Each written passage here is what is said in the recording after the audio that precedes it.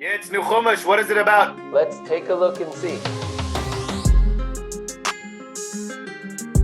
So, Erev Tisha B'Av, and as like in every year, Erev Tisha B'Av, we begin Chumash Devarim, we start Sefer Devarim. And unlike the other Chumashim, Sefer Devarim begins with this long introduction of where exactly Am Yisrael is, what exactly is going on over there. And when you read those Psukim, you really have to ask, what is going on over there? Meaning, first of all, who is talking? Is Moshe talking on his own, or are these the words from HaKadosh Baruch Hu? Because it starts off with Ela Dvarim Asher Diber Moshe, seems to be things that few last speeches that Moshe is giving. However, later on it says, Asher Tzivah Hashem and Moshe, that Hashem actually commanded Moshe to say these things. But on top of that, really, you have to ask, what is all this introduction about? What is this setting context for? What is going on over here? Why this repetitiveness of the Psukim that there were in Arvot Moav, 11 days from Chorev, but then there were in Arvot Moav? Why does the Torah keep on telling us again and again the same thing within these first Psukim of Sefer Devarim? How is this related to what Sefer Devarim is about? What is the Torah actually trying to tell us over here? Yeah, it's very interesting. Yeah, Sefer Devarim is not like the other Sfarim we know. We're missing the key words we're used to seeing. Vaydaber Hashem el Moshe lemor, Vayomer Hashem el Moshe. All that's gone. And here we have Moshe giving this speech, which, as you said, we're not sure if it's Hashem telling him to give this speech. But what exactly is going on here? And I think the key to understanding this is the last words of this long introduction. The Torah says, Ho'il Moshe be'er et haTorah azot lemor. Very interesting, uncommon word. Ho'il be'er. We started with saying that Moshe is speaking. Now suddenly we're giving other words to describe what Moshe is doing. What do these two words actually mean? Ho'il Moshe. Ho'il Moshe, when we try to understand, we look in Rashi, we look in the other Mefarshim, we look in the other places it shows up. Sometimes we'll see it as a beginning of something, as an agreement to something, maybe as an oath even towards something. But I think if we look at all the places it shows up, there's a certain aspect of agreeing or committing towards something. It's when someone agrees to put himself towards something. And therefore it's usually the beginning of something, and there's some element of a commitment, of an oath, of something that you're committed to long term. So Moshe is agreeing to something. What is he agreeing to? He's agreeing to committing to what? Be'er. What does the word be'er mean? We usually explained as explaining, as interpreting, as giving some sort of explanation of the Torah. So is Moshe going to teach us something new? Is he just going to repeat old things? Even when we go through Sefer Devarim, it sometimes gets confusing. Why does Moshe have to agree to explain? Why wouldn't he agree to explain? He's been teaching us forever. What is actually going on here? Moshe is agreeing to explain to us. Until now, he wouldn't do it. But I think these words hide within them a very, very deep point of what Sefer Devarim is all about. Because until this point, the Torah was given to Am Yisrael from Hashem. Moshe was the only channel through which we received it. And it is what it is. We got what we got. But soon, Moshe is going to be gone. What happens next? Is Torah done? Do we just have whatever we got from Moshe and that's it? Is there no more to this? Does it end here? And I think at this point, and in Sefer Devarim in general, Moshe is giving us the tools. He's passing on the ability to receive Torah to Am Yisrael. Until now, he was that source to receive Torah. He got it as he got it, and he passed it on to us. But now Moshe is teaching us, from now on, the way you're going to receive Torah is very different. And it's more like a be'er. Be'er also means a well. A well is a source where you keep bringing out new waters all the time. You go to the same well, to that same source, but every time there's new fresh water that comes out. Maybe that's what Moshe Rabbeinu is doing here in these first Psukim and in general in all of Sefer Devarim. As we said, there is no Vaydaber Hashem el Moshe lemor. These aren't new commandments. That's not what we have here. We're done with that. We have what we've received and what I've given to you until now. Now I'm going to teach you how to go back to those same commandments, to those same stories, to those same words, to that same well, and see it as a well, and bring out new waters, new fresh waters every single time, every single day, every single generation will come back to those same words, to that same Torah, and find new meaning and new relevance.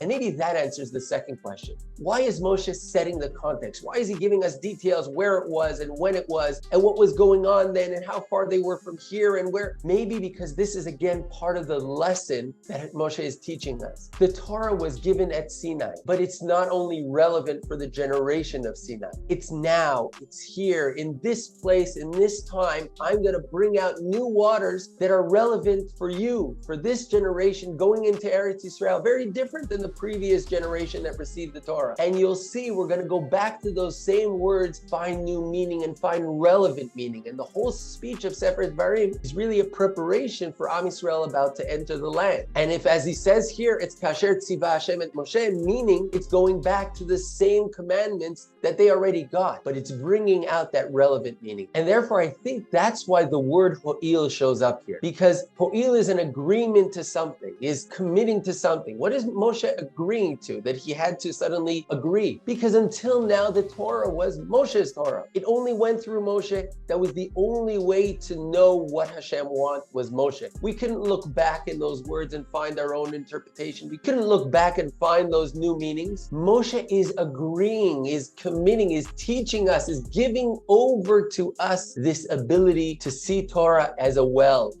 of fresh new waters every day forever, starting from now while Moshe is still here and teaching us how to do it. But this goes on every week, and it continues with our videos, which we again dive into those same words and try to find the relevant meanings for us today. Beautiful, beautiful, very true. That's what we've been trying to do here for the past 2 years in these videos, and B'ezrat Hashem will continue to try doing. But really, like you were saying, when we see this concept of Ho'il and Be'er, this pasuk over there is definitely the main pasuk in the beginning over here that's trying to tell us what exactly is going on in Sefer Devarim, what exactly is Sefer Devarim about. And as we do always, we always go back to the other times in the Torah that these kind of concepts are mentioned. So obviously the concept of Be'er is mentioned many, many times. I'll get back to it in a second. But the idea of Ho'il, like you said, is also mentioned a few other times. And first of all, we find it by Avraham Avinu. Maybe the first person to actually argue with HaKadosh Baruch Hu over the Baisdom, when Avraham approaches Hashem and in a very respectful way says, HaKadosh Baruch Hu, maybe you should not destroy all of Sdom. Maybe you will find 50 tzaddikim over there, 45, 30, and so on. And the phrases he uses over there, he says, Ho'alti. Maybe I can approach you, maybe with your agreement, I can argue with you, Ba'anochi afar va'efer, even though I am just afar va'efer, I am a nothing. Still, Abraham has the so-called nerve,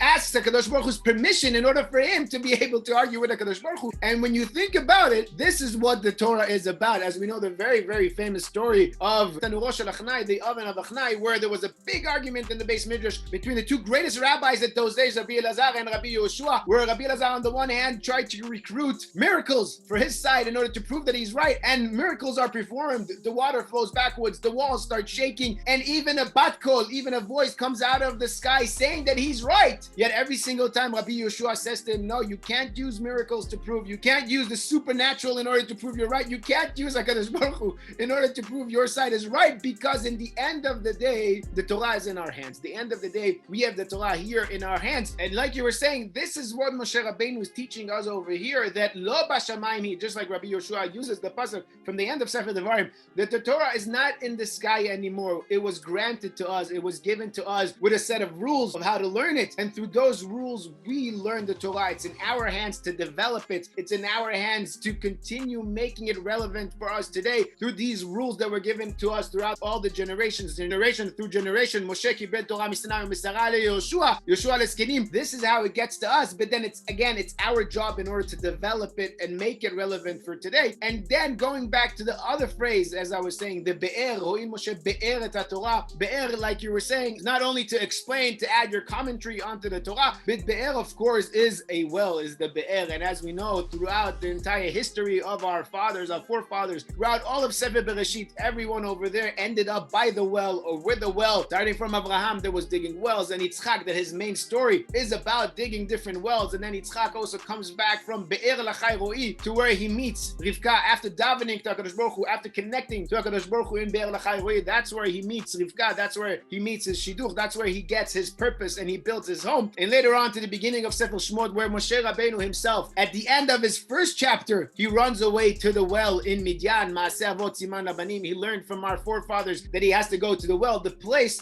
where everybody ends up going to, because like the Gemara says, in the end of the day, everybody needs water. You can't live without water. So that's where everybody will end up in. And from this concept of everybody needing water and going to the well, this is where Israel learned the idea that we need the Torah too every few days. And that's why we read the Torah every Monday and Thursday and Shabbos. Like the Gemara says, that this is why we have the Torah with us, because again, the Torah is not only about adding a commentary onto it, but also making sure that we are with it all the time, that it's with us all the time, because this is what we drink. This is our water. This is the well that we drink from. This is what keeps us alive. This is what keeps meaning in our life. And just like with Moshe Rabbeinu, again, at the end of his first chapter over there of his life, where he ran to Midian, and then again over there, we find after being on the Be'er, and after helping the daughters of Yitro, Dole u'mashke, after he took out from that well water and gave to the daughters of Yitro, we find in Vayoel Moshe Lashevet et Aish. Moshe agrees to sit with Yitro, agrees to build his home, to build his purpose, to start building his purpose as a person in this world. That's the end of his first chapter in his life. And over here, in the beginning of his last chapter of his life, the Torah uses the same terminology. Torah uses the same words. Ho'il Moshe be'eret HaTorah. Moshe again is willing to give us the tools in order to continue drinking from this well every single day throughout our life, because this is our life. This is what our life is about, to continue drinking from this well and making this water relevant every single day throughout our entire life. You know, it's interesting that Reb Tzadok calls Sefer Devarim Pchinat Torah Sheba'al Peh, meaning it has an aspect of Torah Sheba'al Peh. It's not exactly, and we see this in the Gemara, he brings there the Gemara in Megillah, which separates certain rules between the four Sfarim and Sefer Devarim. But then the question comes up, if it's not part of the others, if it's different, then why is it together? Why is it seen as one unit? And I think based on what we're saying, this can be understood, because the Torah is not the Torah without seeing it as a well, without this last aspect. This is the map of how to come back to Torah and learn from it. If we would have the four Sfarim without this, we wouldn't have anything. We wouldn't be able to learn from the Torah. It would be a thing of the past. This Sefer has to be part of the five Sfarim, so that way we can go back to it and use it as the way to come back and see Torah lo b'shamayim hi ela beficha u'bilvavcha la'asoto. It's in your heart, it's here, it's something that you can access and learn from and take from every single day. Exactly. Beautiful. And as we mentioned, the be'erot that we continue drinking from every single day, we mentioned Yitzchak Avinu with his be'erot. There's a very famous Ramban we cannot mention, being now Erev Tisha B'Av, that the Ramban compares the different be'erot that Yitzchak dug to the Batei Mikdash that we have, Oshek, Sidna, and then Rechovot, the first two that were destroyed for all the Averot in the Torah, but also for Sinat Chinam that we had. And the future Beit HaMikdash, the third Beit HaMikdash that will be built, Be'ezrat Hashem, will expand our lives, will expand the good in the world, will be a vessel to bring the Shefa, to bring the good in the world, because that's what the Mikdash is, just like the Torah. It's the well that gives the beauty and the goodness into this world. And again, Erev Tisha B'Av, and Mitzvah Hashem, out of these times, these really difficult times with everything that's going on in the world, we should try to do our best to add our Ahavat Chinam, to add our goodness into the world, try to bring the good into the world that the world needs, bring life, bring the spirituality, bring the life into the world that the world is so missing. We'll just remind our viewers, as usual, what we discussed the past few years. Last year, we discussed, why does Moshe refer to Har Sinai as a Har Hazeh? It's such a bad place that they have to get away from it already. Rav Lachem, you have to get away from there. Number one. Number two, 2 years ago, we discussed when Moshe retells the story of the Meraglim and also retells the story of Yitro, there are some very, very big differences between what actually happened that we know from the stories themselves to the way Moshe tells them here. Why are those differences? Why did Moshe change those stories around? We'll link those two videos. And of course, if you enjoyed this video, please feel free to share it around. Comment below on YouTube, like the video, and if you haven't yet subscribed to the channel, please consider subscribing. Shkoyach Yitzi. Shkoyach Tuvia, Shabbat Shalom. Shabbat Shalom, Yeshuot v'nechamot, b'sorot tovot for all of Am Yisrael, and Mitzvah Hashem. Who knows, maybe we won't end up fasting this to Shabbat, and if we do fast, Mitzvah Hashem, this should be the last time we fast on Tisha B'Av.